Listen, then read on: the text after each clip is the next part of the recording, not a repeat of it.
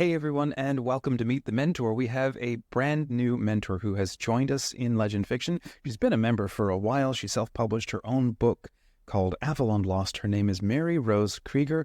Welcome, Mary. How are you? Doing really well. Thank you so much for meeting with me today. So you may remember that we chatted with Mary about the book launch of her book, and she's been poking around and she's been part of the Founders Firesides with me, and she's joined the morning writing sessions. And so we've gone around and around on all kinds of topics over the last couple of months, and I have grown to really appreciate her insights and her take on things. So talk to you directly, your take on things, and how you go about what you're doing, and the quality of the novels that you write and the fun that you're having. So it just makes sense to invite you to be a mentor. And you said yes. So I figured let's spend a moment sharing your story with people, and then ask you to share a little bit about what it is you're writing and why you like writing it. And then we'll talk about faith-inspired fiction for a minute and why you also think it's important. And then lastly, we'll let people know what it is that you're up to in being a mentor. Because we have this class of people, friends, if you didn't yet know, so there's our community. Anybody can join for free, or you can become kind of a paying member to unlock access to a bunch of extra little spaces. And then we have a team of mentors, people like Mary and Karina and Katie and so on. You may have also met, who are part of the community, and they sort of tag team day in, day out to make sure everybody is taken care of and listened to, and watching or offering services, or perhaps even offering gigs like editing or feedback and so on. And so Mary's agreed to do that same sort of thing. So Mary, over to you. Share with us a little bit about your story. It's deliciously unique compared to some of the other mentors. I mean, every mentor is unique, but you bring something to the table that is, I think, really intriguing to someone who has gone on to be married and then write fantasy novels. Can you share a little bit about your story? Sure. So right now, I am a wife and a mama of three, and I am also a writer. I write both fiction for teens, and I also run a blog with creative nonfiction about the 19 months I spent in the convent. And it's been 10 years now since I was in the convent, but it was a very transformational time for me, and a time of great healing. And I've made a lot of friends just making connections through the writing that I've done about that time. And it's really influenced my writing now and just my outlook on life. Can I ask what inspired you to, well, first, what was the order that you chose, and what moved you to pick that order? Yes, I was with the Dominican Sisters of Saint Cecilia in Nashville. They're wonderful. Love them. I went to visit them last year, and it was really special to take my husband there and to show him where I had been. And again, there are so many different orders of nuns. What inspired you to pick them? Was there like a charism, or just the community just resonated with you? Well, their patroness, of course, is Saint Cecilia, and she's the patroness of music and arts. So that part was attractive to me. So also a graphic designer in college and love to create art. And then also the Dominicans love to study, and I am very academic intellectual. So I think that made a good fit too. But I just, the joy of the sisters, to see just how happy they are in their vocation, so much fun, and I felt very free there. I always felt like I was there because I chose to be there. I didn't feel pressured by them to stay or go, just to do what was God's will for me. So it was. And so you said that was 10 years ago, and you said you spent, was it 10 months with them or 19 months or something? 19 months. So I left in the middle of my cloistered year. So I kind of feel like that was great. I keep carrying that with me. Beautiful. And so then, so now you're married and you have a couple of children, and you write fiction on the side, or so tell us now a little bit more about your fiction writing journey, how you get it in, or how do you go about it? Yes. So it's really been a process over 10 years of building in that time to always keep writing. And I started doing that ever since my son was born, and he's almost 7 now. I set aside time each day for writing or for writing work. And so my kids know that's just part of the routine and part of what mommy does. And I try and incorporate them into any of my writing journey too.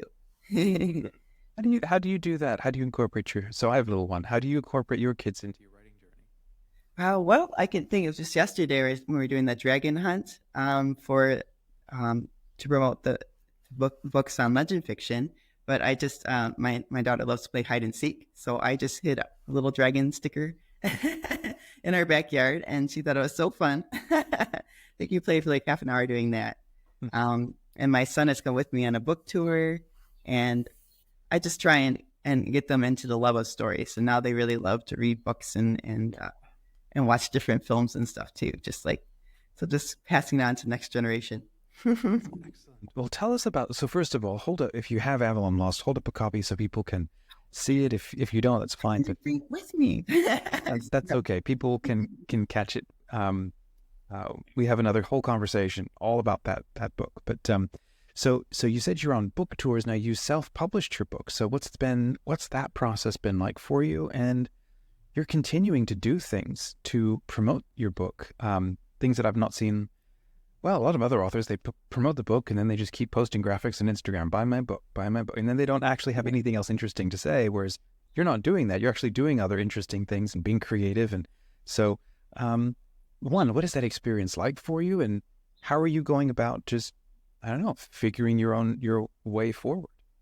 Yeah, so this is LegendFiction really helped me a lot deciding to self-publish. And I'm so glad that I did because I worked on Avalon Lost, my fiction novel, since I was a teenager, and I have submitted it to many, many agents, and it's just a slow process to get published. And I really wanted to go on and write more books and write more stories. And so I knew that like with my situation, I don't have a lot of time to like just spend all day querying and also writing. So for me, I just wanted to keep moving forward. And LegendFiction gave me a lot of tools to help me to get my book self-published. I was able to find a really good cover designer with Benita Thompson, and then just the different resources that I received and learning more about how to do it and the example of other self-published authors in the community helped me to see what I could do to make it work for me. And it's good because if you do self-publishing, you can do it at your own pace and you don't have to follow the same deadlines and stuff. So if I need to take a break for a day, there's almost always someone sick in the house. So hopefully in the summer they'll be more healthy. But sometimes I can't do what I would normally do on a day for writing, but I have flexibility. I just can make it up at a later date. That's so cool. It's so fun watching the different authors get up to different things. Like I've never been on a book tour like you have, or Katie will take books and she'll sit in what is it, supermarkets, and then she'll have meet the authors, things, and she'll sell batches of books. And I've never done. I mean, I've been on tour with helping a ministry sell CDs and books and stuff, and I've done conferences and events that way, but I've never done something for myself, like my own book. I'm still trying to write it. So I'm really curious, how are you doing that with like a book tour and being a self-published author? Did you reach out to a group of areas, or do you just do like one at a time? And how do you do a book tour? Okay, so this is my first time. So once I'm done with this, I'll get even more. I'll be able to provide more advice, hopefully. But right now I've done 4 different events, and I'm sticking with very local, close by things right now because that's what my situation is. I can't travel really far. And I try and find things that are for a good cause too, so that since I'm starting off, I know that the money that I'm putting into it is going to at least go to something that I agree in and support. So I've done one, just a local Catholic women's conference with a lot of, I knew there'd be a lot of moms there who are probably looking for books to their teenage children. So that's why I did that one. I did a mom-to-mom sale. And so that's another local thing that I could do and just be in the community with the people who are right around me. And then just 2 days ago, I had an open mic, and that was with my creative writers workshop that I've been with for 7 years. So that was really good to just be there. And I know that when I'm there, I'm supporting those writers too. and it's kind of like an exchange of ideas and of books and the things that we're writing. And so I try and think of more community building things to be a part of. Next week, my biggest event will be the Michigan Homeschooling Conference. I'm going to go to that and have a booth there. So that's really exciting. That's like the grand finale of the first part of the tour. Those are some great ideas there. So paying attention to what's happening around you, hosting events for like local authors to help them also be validated or connect with each other. And I missed the other one. There's do you have a read aloud to a group and then just a conversation where you host an event that that does something different to what your book is about? Or Yes, I would like to do that. And that's something to look at in the future. Also, I'm hoping to see if I can have my book maybe in a Catholic bookstore, and that would give me a good location to maybe do something like a read aloud in person. I did do a read aloud through LegendFiction in April, and that was really fun to meet other authors. And there's some really high quality writers in LegendFiction. It's so cool to just hang around them. I've said this on my morning live streams where I haven't written anything in like 10 years. And then after a year of just hanging around LegendFiction, all of a sudden, it just became easy just to write. And it's just hanging around with people who are doing the kind of thing you want to do. You hang around with them and all of a sudden it's easy to start again. And so I love this community. So let's talk about that then. What is it about? So we're all about faith-inspired fiction, and I've asked each of the mentors their take on why they think this is important. So it's different. It's a different beast to, let's say, evangelistic fiction, where a lot of Christian fiction tries to be, very, very clear. Perhaps it's written for the choir, or it's overt. It's can be moralizing, and all of this in perhaps the best sense of the word. Some people really love this kind of stuff, and I think there's a place for it. That's not what our community is about, though. Ours is about, Chrism Press gave me the phrase faith-inspired fiction. It's not more Catholic fiction. It's more fiction created by Catholics and Orthodox. And so that seems to me to be really valuable and an important thing to double down on and put a lot more of that kind of thing out there. And so I'm curious to ask you, why do you think that's also an important thing? I think it's important in the sense that it's just very natural, first of all, that if your faith is important to you, no matter what topic you're writing about, even if you don't write evangelistic fiction, your fiction is going to be inspired by your faith. And that it just kind of happens organically.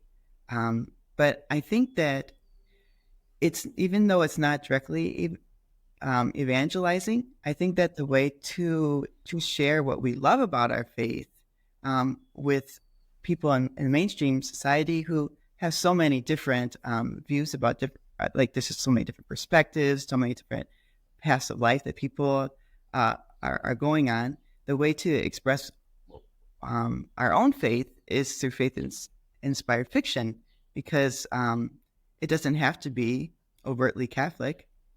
But we can still have maybe the morality and the virtues and just the joy and the beauty of the faith can be present in a way that is accessible to a lot more people than something that's evangelistic directly would be.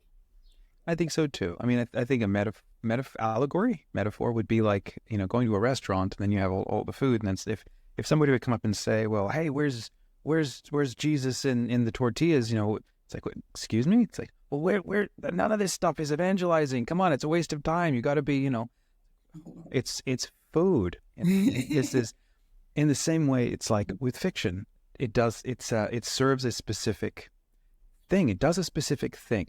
And there are some people, and this is the more negative thing, who will try to weaponize a thing to make something do what they want it to do. And fiction doesn't have to be that. It actually serves a very specific form of sharing an experience with somebody else. And like food, the soul communicates in stories. The soul doesn't communicate in words. We do. Soul communicates in like full-on stories with like a little character arc, or not even little, big one, with entire sensory context all wrapped in and a goal and a character who wants something. And you walk into a Comic-Con and you go like like this, right? And you instantly know, I know who you are and what you love and how we see the world the same way, and our souls are kin. Yes. And you hold up a novel, like you hold up a Tolkien novel, you come in wearing, Legolas ears or a bow or something, and, there's an instant kinship because the soul, like meets like, and that's what stories do. And I think it's so important to give people that freedom to create something and to stop trying to save the world with it. Maybe you need to create something fun, and maybe that's going to save you by you getting back in touch with what's important, because, well, it's obviously important to you because you want to spend time with it. Maybe it's a good idea to find out what that is. So yes, we need more fiction by Catholics, that come from how we see the world. That's not trying to change or save the world, but just, it's like, create a good meal, create a good story that somebody will enjoy all the way to the end. So speaking then of helping people get to the end, you have, as a mentor, put together a couple of options for people who want to learn with you, from you, and kind of hang out with you. Can you share with us what your thoughts are and what you plan to do as a mentor in the community? Yes. So what I see my role as being inside as a mentor for Legend Fiction is to be able to provide feedback and to listen to people's stories, and just to provide either insights, or just maybe they just need someone to listen to them and to hear about what they're writing, and to offer encouragement to them to keep going. Which I guess is totally what a mentor is supposed to do. So that's what I was thinking in a general sense. More specifically, I'm hoping we could do like a monthly critique group, some place where people could share their stories with each other, and we can provide feedback with each other in a more formal setting. Because I know that for me, that something that when you're writing a story and you're really into it, one of the most important things you're always seeking is good feedback. Like, is this working? Like, I know this story is working for me, but I cannot figure it out on my own if it's going to work for other people. You just need that support. And since we have a wonderful community already, I think it's very natural to think that we can maybe hone in on that a little bit more. And something that's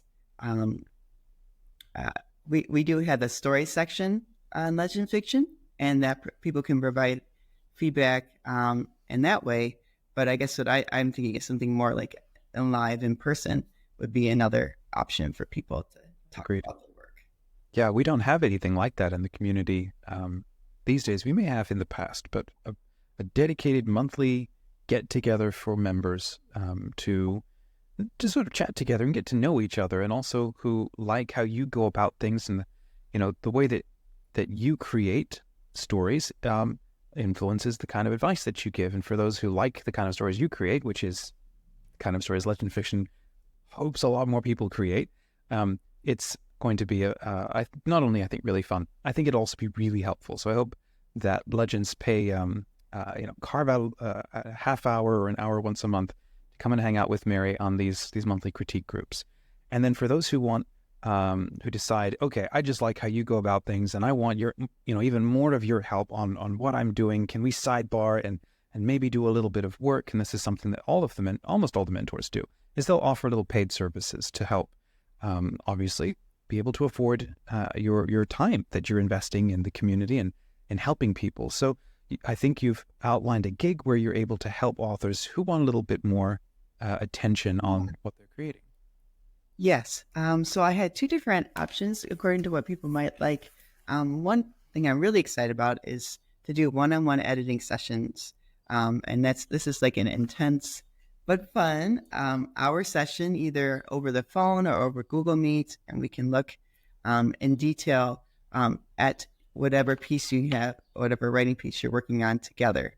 And I've done this with my editor, and it is so insightful and so helpful to be reading your words out loud and having someone else really deeply listening to it, and immersing themselves in the story. Yeah, I've just gotten so much out of that, and I would love to start trying to do that and share that with other writers, because it was such a good experience for me. Wonderful. Okay, so that's That sounds amazingly valuable. So that was one, and then I think you had mentioned there was two. Was the other one you wanted to mention? Yeah. So, and if that doesn't, and then the other option is just like, I couldn't really do editing services for like a long piece of work right now because of my other obligations. But I'd also like, I can do manuscript critiques for just like 10 or 25 pages, something a little bit shorter. If you just want someone to maybe look at your opening chapters, if you got a short story or something like that, I would love to help and offer what feedback I could. Excellent. So there you go, friends. Mary's, as I said, she's just joined the mentors. I'm so happy to have you join us, Mary, and looking forward to working on building this fun thing that is Legend Fiction together with you. And folks, check the link in the description. You can head over to meet Mary in the community. You can say hi to her, send her a message if you like. You can check out her website, have a look at the book AVALON LOST that she self-published, and she's also working on a sequel. Very excited to follow that journey too. And then when we have these the updates for her monthly critique groups, we're going to be publishing that on our blog and then also in the community. It is for members only, so it's something that is special for members who are paying $5 a month to unlock a bunch of extra little perks to your membership. But you can join as a guest member, as a free tier, and poke around the community, hang out with people. You can chat with Mary for free in the community, and that's fine too. So have a look at the links in the description. Please drop a comment, help me welcome Mary as a mentor, and we're so glad to have you with us. And as we like to say now, may the lore be with you and keep writing. May the Lord be with you.